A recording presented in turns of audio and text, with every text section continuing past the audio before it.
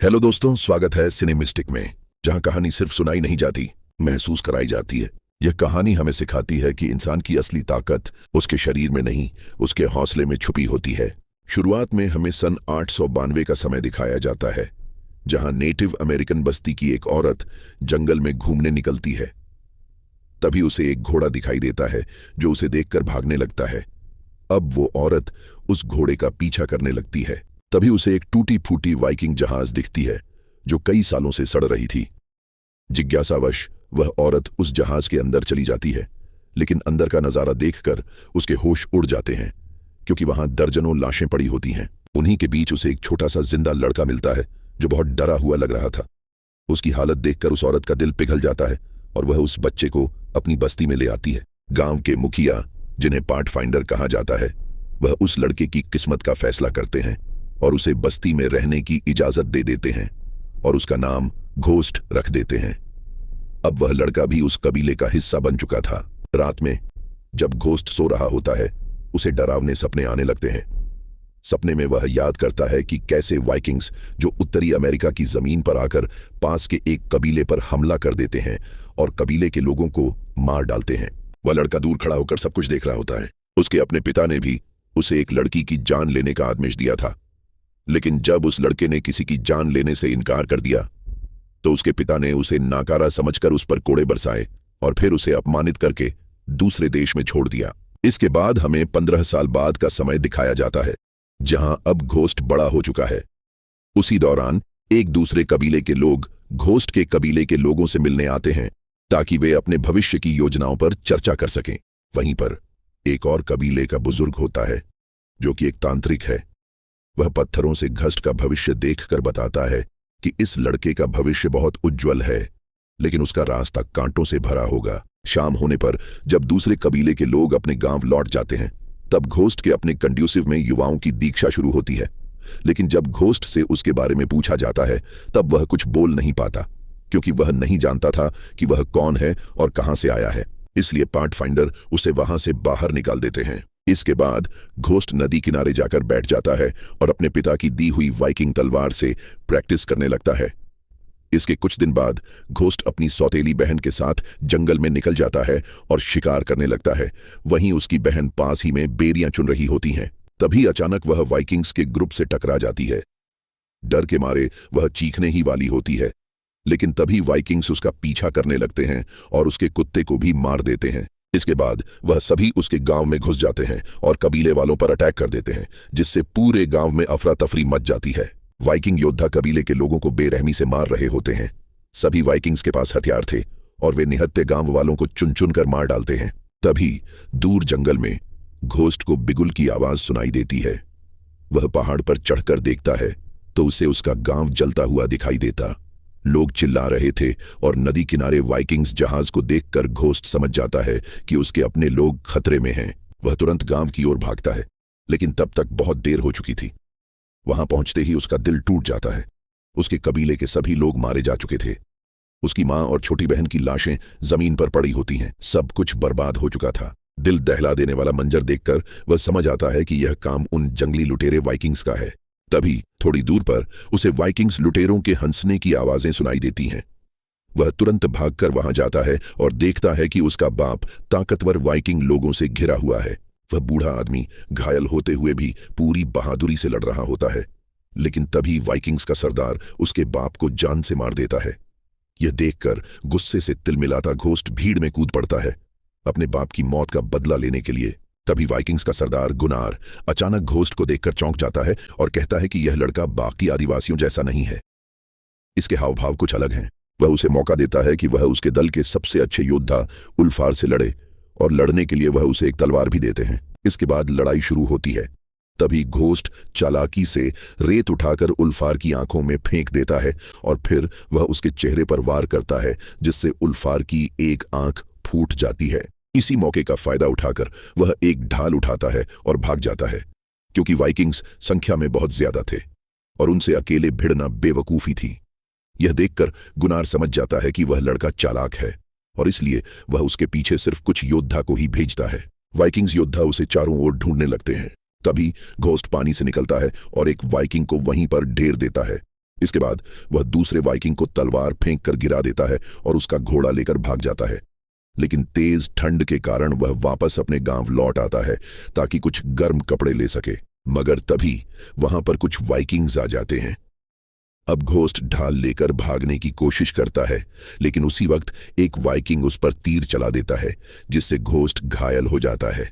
लेकिन वह हार नहीं मानता और ढाल को बोट की तरह इस्तेमाल करके पहाड़ से नीचे फिसलने लगता है। पीछे से दुश्मन लगातार उसे पकड़ने की कोशिश कर रहे होते हैं, मगर पहाड़ी रास्ते का अच्छा ज्ञान होने की वजह से वह कई दुश्मनों को गिरा देता है और कई वाइकिंग उसका पीछा करते हुए मारे जाते हैं। आखिर में सिर्फ एक बचता है, लेकिन तभी पहाड़ खत्म हो जाता है और घोस्ट नीचे पानी में गिर जाता है। यह देखकर वह वाइकिंग्स वापस अपने कैंप लौट जाता है। जब वह जाकर गुनार को बताता है कि वह लड़का बच गया है, तो एक आंख वाला उल्लफार गुस्से में उसी को मार डालता है। इसके बाद गुनार उसे दूसरे गांव जाकर ढूंढने के लिए कहता है। वहीं दूसरी ओर घोस्ट घायल हालत में नदी से निकलता है और जंगल के रास्ते आगे बढ़ने लगता है। उसके गांव में अब वाइकिंग्स का कब्जा हो चुका था और इसलिए वह अपने लिए एक सुरक्षित जगह तलाशने लगता है। दूसरी ओर कबीले के कुछ लोग पाथ फाइंडर और उसकी बेटी स्टार फायर के साथ एक घायल आदमी को ढूंढने निकलते हैं। चलते चलते वह सभी एक गुफा में पहुंच जाते हैं। गुफा में आगे बढ़ने पर एक लड़का फिसलकर नीचे गिर जाता है, जिसे देखकर सभी हंसने लगे हैं। तभी उन्हें वहां पर घस दिखाई देता है जो बहुत घायल हो चुका था। अब स्टार फायर उसकी मदद करती है, लेकिन उसी दौरान उनका सामना एक जंगली भालू से हो जाता है। वह भालू उन पर अटैक करने लगता है। यह देखकर जनजाति का लीडर पाथ फाइंडर उसे अपनी ओर बुलाता है। अब जैसे ही भालू लीडर पर अटैक करता है, लीडर चालाकी से अपने भाले को भालू के पेट में घुसा देता है, जिससे भालू मारा जाता है।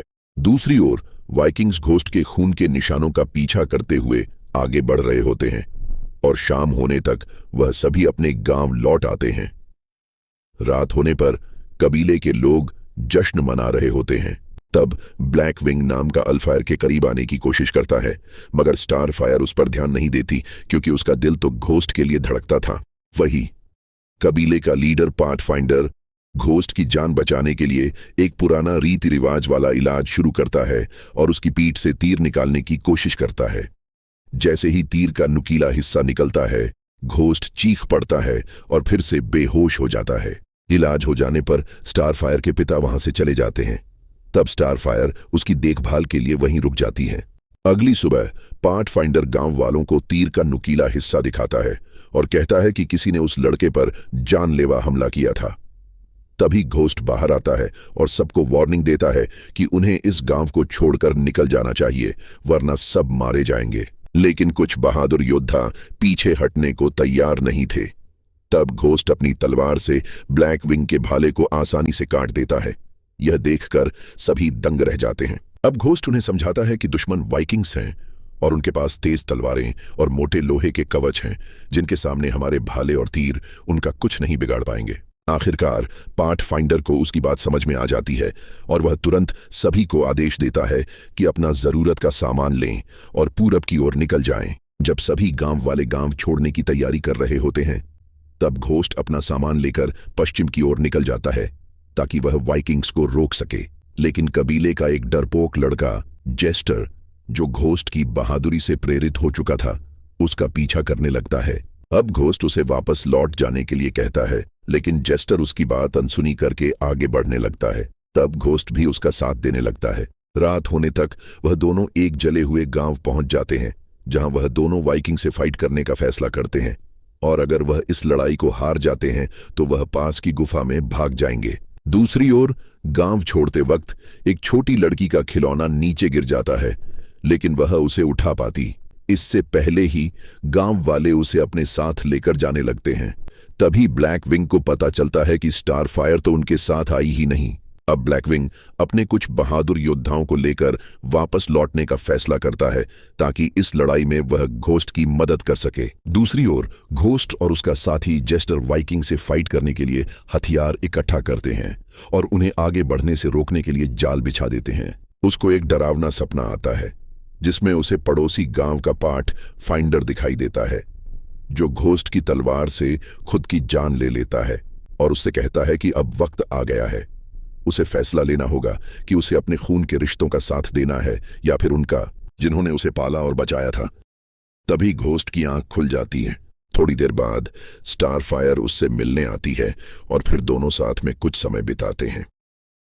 जब वह सो रहे होते हैं तभी अचानक उन्हें बिगुल बजने की आवाज सुनाई देती है, जिससे वह अंदाजा लगा लेते हैं कि दुश्मन उनके करीब पहुंच चुका है। वहीं दूसरी ओर वाइकिंग्स का दल उस गांव में पहुंच जाता है और उन्हें चारों तरफ ढूंढने लगते हैं। वहीं अब घोस्ट तुरंत झाड़ियों में छिप जाता है।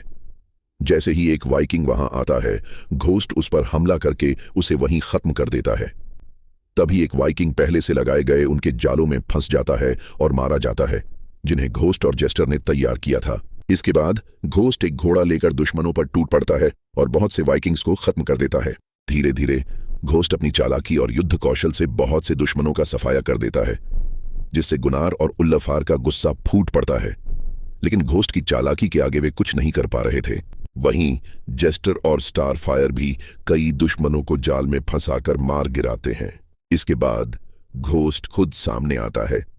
उसके हाथ में एक वाइकिंग का कटा सिर होता है, जिससे वह वाइकिंग्स को अपने पीछे आने के लिए उकसा रहा होता है, क्योंकि आगे नुकीले बांसों का जाल बिछा होता है।